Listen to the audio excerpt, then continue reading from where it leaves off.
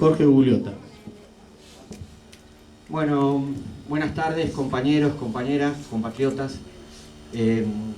Bienvenidos a esto que es el cierre de campaña, pero también no quiere decir que el juego ha terminado, todavía falta estos 3 o 4 días y después seguiremos luchando, seguiremos organizándonos, seguiremos construyendo este Frente Guazú. Así que, pero bueno, ¿para qué hablar de los puntos programáticos de la plataforma si acá todos los que están presentes son militantes y decididamente van a votar al Frente Guazú? Estamos ante compañeros y compañeras. ¿Para qué hablar de las propuestas del Frente Guazú? Solamente hablemos de lo que viene, que es una gran batalla, pero hermosa batalla.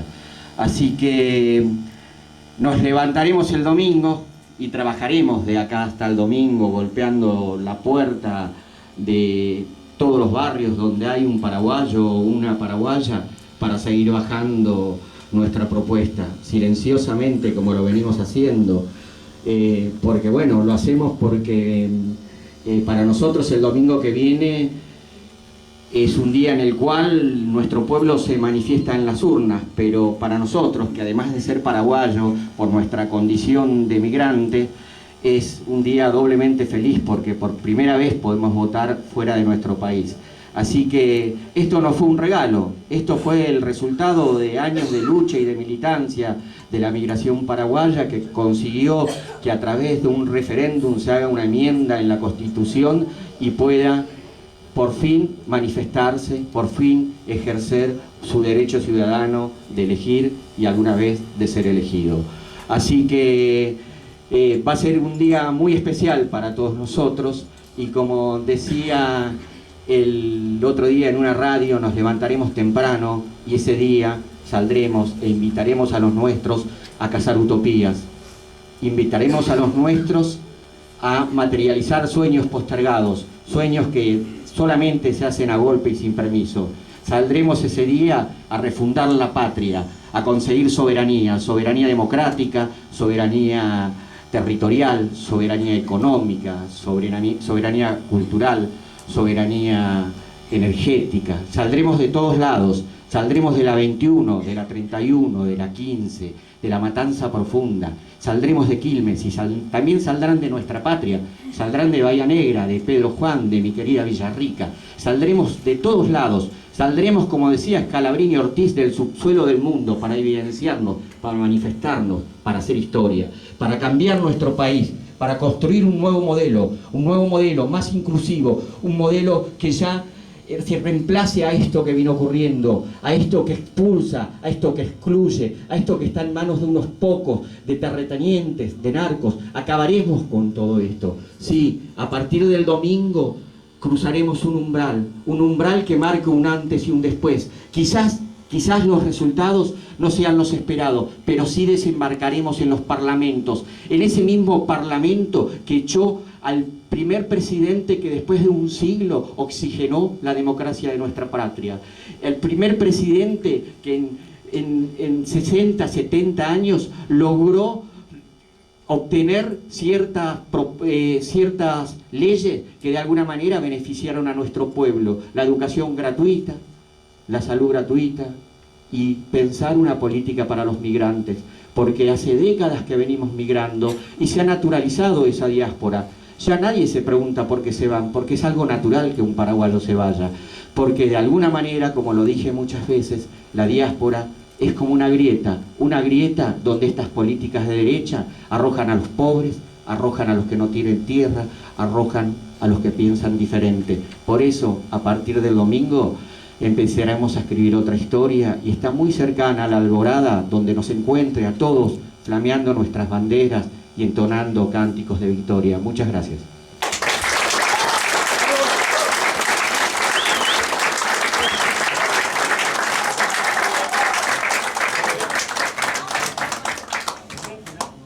Habla el secretario general del Frente Guazú, que no quiere hablar.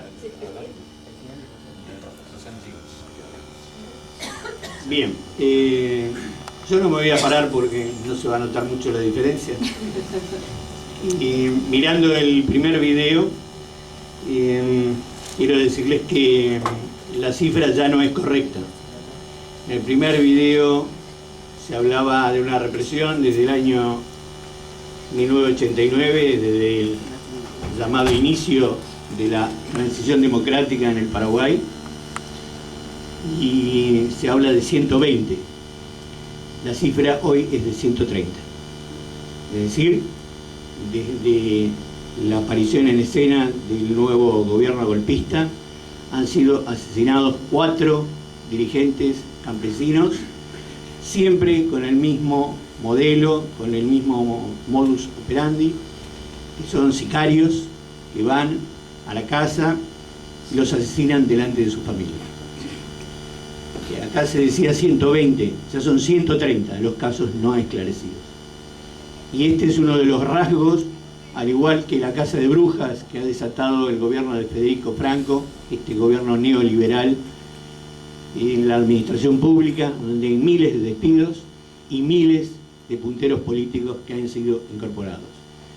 De la misma manera que se denunciaba el tema de los transgénicos, que fueron retenidos durante años por el gobierno del presidente Lugo, donde se estudió a fondo la cuestión y no se autorizaban, no salían las autorizaciones.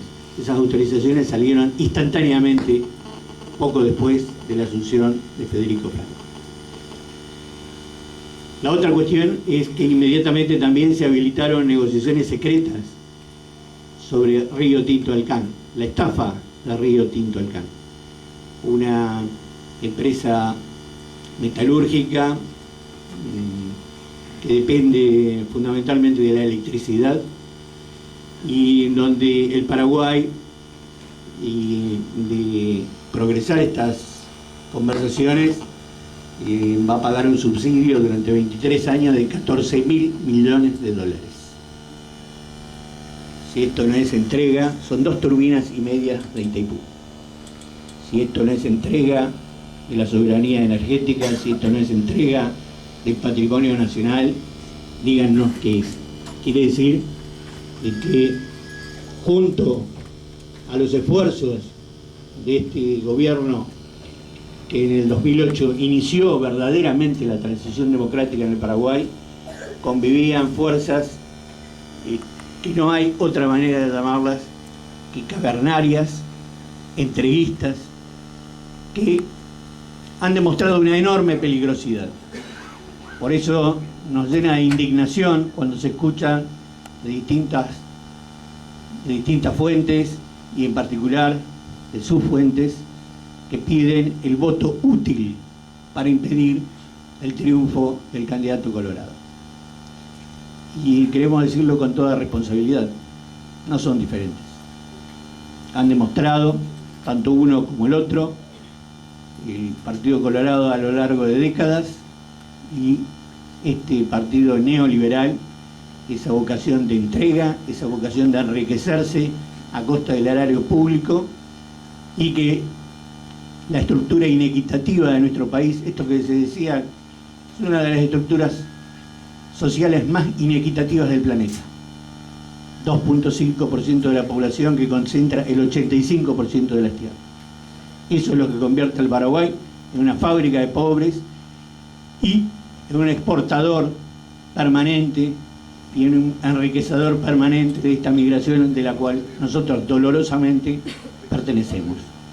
Nosotros no estamos aquí por nuestra propia voluntad, no estamos aquí porque no vinimos a gusto. Hemos venido, en muchos casos, empujados por el exilio político y, en la mayoría de los casos, por el exilio económico, para buscar mejores condiciones de vida, de salud, de acceso a la educación, y hemos sido recibidos por un país donde la xenofobia tiende a cero y donde se nos ha recibido con los brazos abiertos. Sin embargo, tenemos que decir de que no es natural ni es normal que un país que no llega a los 7 millones de habitantes tenga 1 millón de sus habitantes fuera del país. Eso no es de ninguna manera normal. Y también queremos decir de que estas primeras elecciones, esta primera vez, cuenta con una cantidad de ingredientes que vamos a puntualizar brevemente. Nosotros no hemos tenido padrones que merezcan el nombre de tales. No hemos tenido padrones donde pudiéramos ubicar a nuestros connacionales, a nuestros compatriotas. Hacemos esta primera elección en condiciones claramente desventajosas con respecto a los partidos tradicionales, que cuentan con todos los datos, incluidos los teléfonos. Nosotros se nos ha entregado oficialmente un padrón que en sí es un fraude previo. Es una forma de hacer fraude. Una vieja y lamentable costumbre de la corrupta política paraguaya de los partidos tradicionales. Y eso no nos vamos a callar y no vamos a dejar de decirlo. Nosotros no podemos tolerar y vamos a pedir una auditoría sobre las planillas del empadronamiento en la Argentina y vamos a comparar con los padrones que oficialmente se nos han entregado. Estamos absolutamente seguros de que no es posible que compañeros, que militantes reciban, como hoy he visto, una carta del presidente de la República en su domicilio y nosotros no podamos tener acceso a ese domicilio por el padrón oficial que este corrupto Tribunal Superior de Justicia Electoral nos ha entregado. No es posible.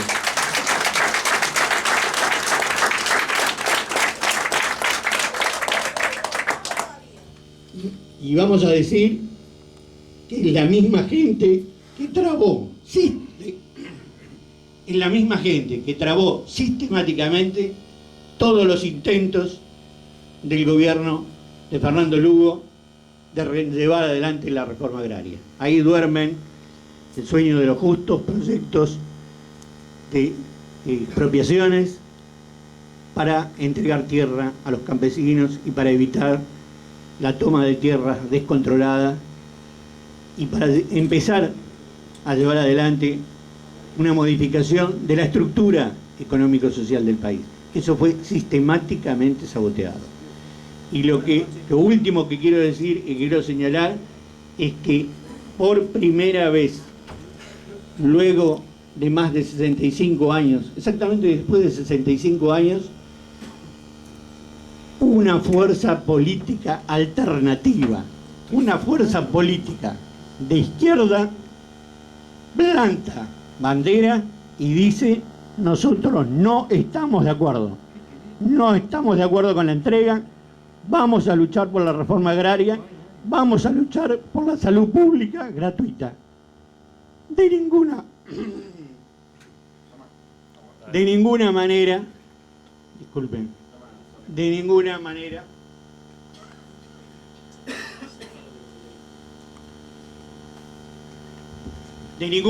vamos a transigir con estas cuestiones que son la esencia misma del Frente Guasú y son la esencia misma del respeto y de la autoridad moral que tiene. Así que, compañeros, sobre todo los invitamos a hacer un denodado esfuerzo en esta recta final por lograr la participación de nuestra colectividad y lograr un resultado que esté acorde con estas expectativas y esté acorde con este horizonte que fija, este nuevo horizonte que fija el Frente Guasú para la política paraguaya, en consonancia con los cambios en América Latina y en pos de integrar al Paraguay a esa patria grande latinoamericana que todos soñamos. Gracias.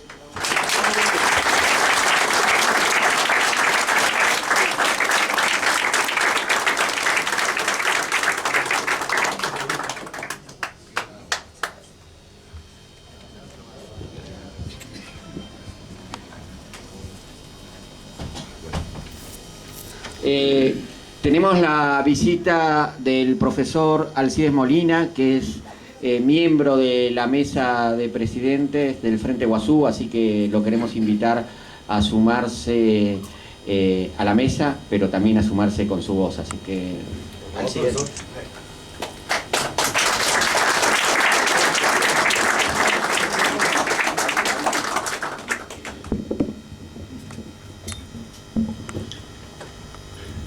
compatriotas, compañeras, compañeros, dirigentes del Frente Guazú, les traigo el abrazo fraterno, el saludo cordial de todos nuestros compatriotas alistados en esta fuerza política de la democracia y de encabezar el movimiento popular en el Paraguay que se llama Frente Guazú. Tengo el privilegio de ser el delegado político de la mesa de presidentes del Frente Guazú ante la Argentina. Eso quiere decir que vamos a seguir trabajando por esta histórica línea política nacional y popular de la que formamos parte. Y es preciso decir que no solamente es nuestro deber, sino nuestro derecho abordar el conocimiento objetivo, real, de la historia política del Paraguay. Entonces tenemos que saber cuál es nuestra pertenencia, a qué pertenecemos nosotros. Acabamos de decir, la histórica línea nacional y popular. ¿Quién diseñó en el Paraguay esta histórica línea nacional y popular? El padre de la patria independiente, el doctor José Gaspar de Francia. Por eso hasta ahora es perseguido. Por eso tratan de hundirle lo más profundamente posible en algún rincón donde no podamos recuperarle. Y eso es imposible. Las ideas no se matan. Quedó la idea y la abrazamos los patriotas, los demócratas, los revolucionarios, los socialistas. Nosotros pertenecemos a eso. ¿Quiénes fueron nuestros líderes en esta línea histórica? El doctor Francia, don Carlos Antonio López, el mariscal Francisco Solano López, después de 60 años de Cerro Corá, después de la guerra del Chaco, ese grupo de jóvenes gloriosos, victoriosos en la guerra del Chaco, para honrar la deuda histórica que tenemos todos con la clase obrera, con el campesinado, con los excluidos. Aquellos jóvenes tomaron el poder político en el Paraguay el 17 de febrero de 1936, encabezados por aquel defensor sin par de la soberanía chaqueña, el coronel don Rafael Franco, que nos dio las primeras conquistas sociales.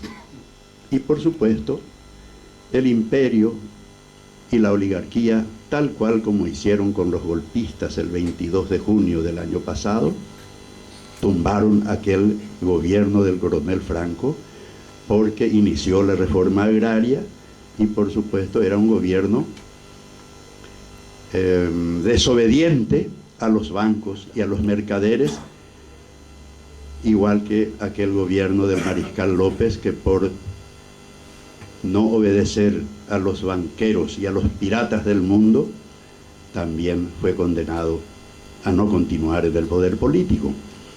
Tenemos que transferir estos conocimientos a nuestros hijos, a nuestros nietos, a nuestros amigos, a nuestros compatriotas, porque tenemos que decir definitivamente basta a la desinformación, a los falsificadores de la historia del Paraguay y de América Latina, a los que nos engañaron.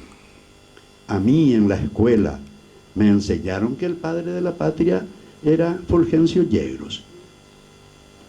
Y cuando estábamos en el 6º grado éramos unos chicos rebeldes que andábamos hurgando en las bibliotecas en libros con hojas todas amarillas, enmohecidas, arrumbadas allá lejos porque eran libros prohibidos. Estaba la verdadera historia de nuestro país y descubrimos al padre de la patria realmente de los paraguayos, al doctor José Gaspar de Francia, un hombre sabio de su tiempo, casi país,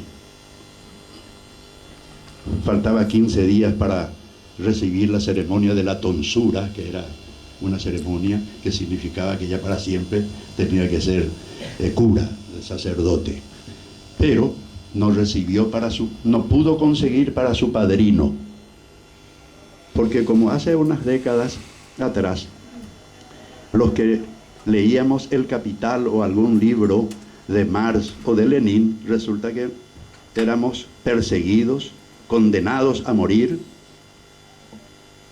bajo el régimen de oprobio realmente en nuestra tierra, y Francia había leído en su tiempo algo parecido, los libros de Rousseau, que era hoy es una cosa tibia, ¿verdad?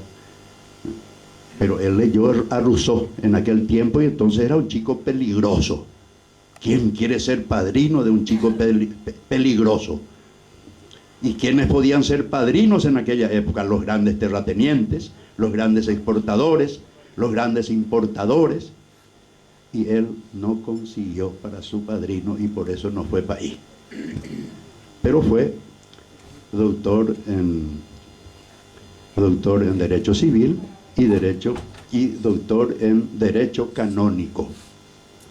Y vino a nuestro país a ser el abogado de los pobres y a ser el primero que enseñó sus derechos humanos al pueblo paraguayo, silenciosamente, principalmente comenzando con los líderes campesinos y con los caraiguazú de la campaña. ¿Quiénes eran los caraiguazú? La pequeña burguesía rural que le acompañó siempre en su gestión gubernativa. Y fueron sus ex compañeros de Mayo quienes decidieron que el Viernes Santo de 1820, 9 años después de mayo del 811, decidieron asesinar al jefe de Estado, al director doctrinario de la Revolución Paraguaya, la primera profunda y gloriosa revolución de América.